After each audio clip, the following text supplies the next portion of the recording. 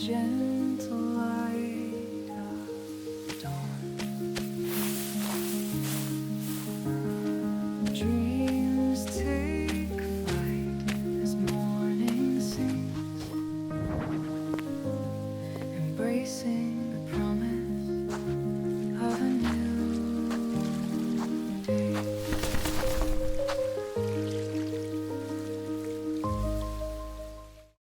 こんにちは、メイです。前回はエントランスを作ったので、今回は案内所周りを作っていきます。今日はどれだけ花を植えるのか気になる方は、ぜひ高評価とチャンネル登録をお願いいたします。今日も元気に花を植えまくっていこうと思います。案内所はそこそこ近いのですぐ到着しますね。目印の草でカメラを起動。ここが今回の舞台となります。マップだとこの範囲ですね。カメラに映る範囲が意外と大きくてたくさん作ったようですね。案内所前に橋を架けるので最初に位置決めからしていきます。ちなみに案内所前の整備をしますが、案内所を主役にすると難しすぎるので今回は主役にしません。ただの通り道です。左上に来るようにしたいので走って位置決め。この辺りが中央になるように川掘りタイム。横向きに橋を架けたいので横3マス、縦4マスの最小サイズで掘ります。案内所と橋の間は3マスです。案内所までもうあと2マスくらい欲しかったですね。橋の横幅が奇数なのでちょっと案内所と橋の位置がずれていますね。作り終えるまで気がついていませんでした。殺風景だったので賑やかし担当たちをお迎えしています。こんな感じのカーブを描くように道を敷いていきます。カーブの中心点となるところにはあらかじめ雑草を植えておき、中心から広がっていくイメージで道を敷いていきます。このマイルザインは新作のマイルザインです。前回作ったマイルザインよりもう少し砂利道感を出して獣道風にしています。なので道の端はボロボロに。整備されていない山道感を出すために道のサイドは枯れた草や枝があるイメージですね。まさまさ感が激しすぎたかなと思うので調整が必要そうですね。カーブのある道を敷きたいときは獣道系の方がかなり敷きやすいですね。斜めのパーツが丸っこいので適当に敷いても何とでもなりそうな感じです。ズボラの民なので適当に敷いても許される環境づくりは進んでやっていきたい所存です。先の方は見えませんがカーブの道ができました。砂利感がかなり強めなので川の近くの砂利道な感じですね。家の裏の道と橋までの道をつなげます。こちら側は前回敷いていた道と同じ道にします。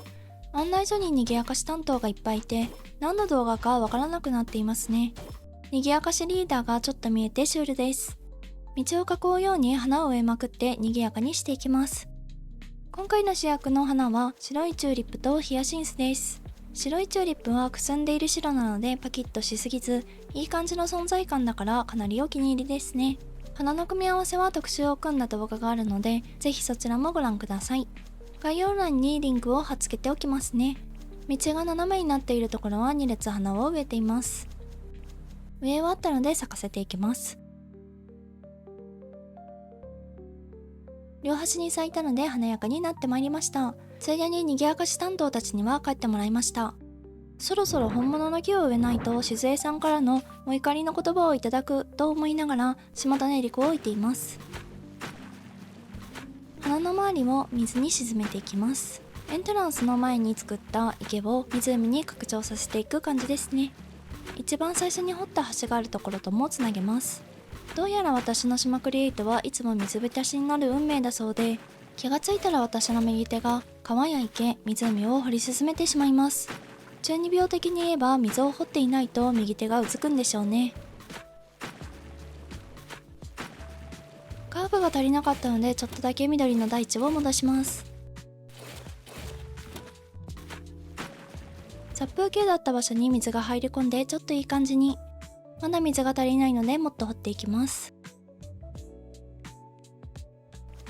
案内所側も掘っていきます。夢見できた時、案内所周りが水で沈んでいる経験ができる島にしていきます。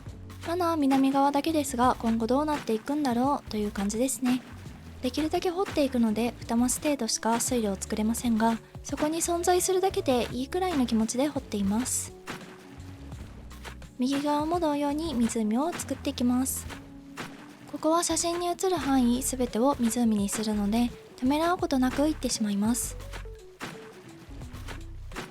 カメラから映る範囲に緑の大地と木があるので、何もなかったことにしていきます。最初から更地にしておけばいいのですが、木は後で使うかもと残しがちです。湖もどんどん拡張していきます。今回の島も水を多くしすぎて、ほとんどクリエイトしない可能性が出てまいりました。気がついたら島の半分以上が水だったなんてこともあり得るペースです。右側に障害物がなくなってすっきりしました。微調整のお時間です。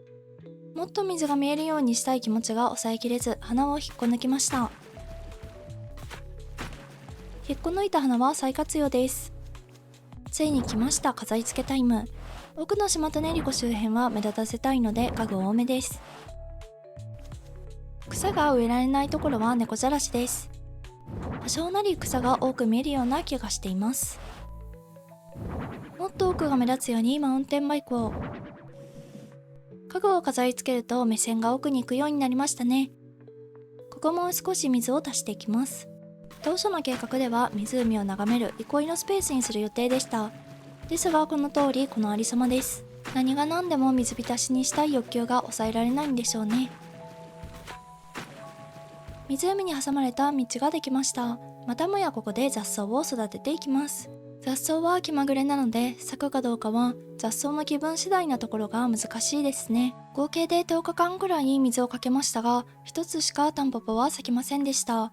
ちょっと前の方で撮るとこの辺りが気になるので整備していきます。案内所は道の途中にある道の駅的な感じなので通り道として使っていくようですね。右に道を伸ばします。どこへつなげるかは考えていません。考えずに作るのはいつものことですね。家具はとりあえず全て仮置きです。今日の写真映えだけのために置かれている感じですね。確定しているのは道と石壁。軽自動車は右に向くように置きます。目線が手前から奥の軽自動車に流れるようになっていい感じになりました。これで案内所前の湖に浮かぶ道の完成です。案内所をただの通り道にして案内所を飾り付けない戦法はいかがだったでしょうか。案内所前のクリエイトって難しいよねと思った方はぜひ高評価、チャンネル登録、メンバー登録はまだの方はお願いいたします。SNS もやっていますのでお気軽にフォローしてくださいね。最後までご視聴ありがとうございました。また次回の動画でお会いいたしましょう。